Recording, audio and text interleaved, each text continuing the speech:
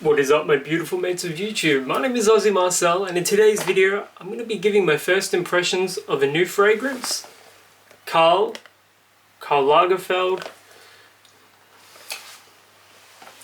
What is up, my beautiful mates of YouTube? My name is Aussie Marcel, and in today's video I'm going to be giving my first impressions of Karl Lagerfeld's New York Mercer Street. But before I get into that, if you enjoy the content I make here on YouTube and you haven't subscribed to the channel yet, just hit that big red subscribe button down below. Subscribe to the channel, it helps me out more than you can possibly imagine. And also, if you like the video, give it a thumbs up, that helps out too.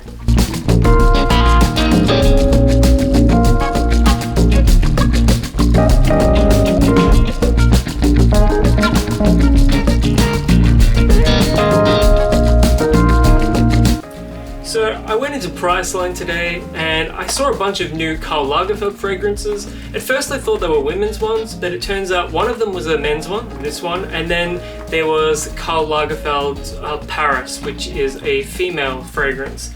So I have no clue what this is like. I've not even read anything about it because I wanted to give you a raw, unfiltered first impressions video. So I'm unboxing it right now. Plastic wrap is off, and let's have a look at the box design. Clean, minimal, little on the classier side. I'm curious to find out what the bottle looks like too. I got this for $30 Australian for 60 ml.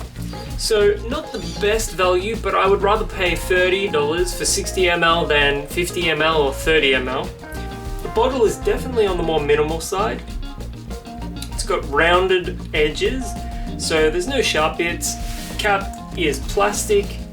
It's an alright looking bottle, I like the design, and let's give it a spray. Solid atomizer. This actually reminds me of some of Karl Lagerfeld's other fragrances, Bois de Yuzu, Bois de Cedre, and Bois de Vetiver, but it is much fresher than all three of those fragrances.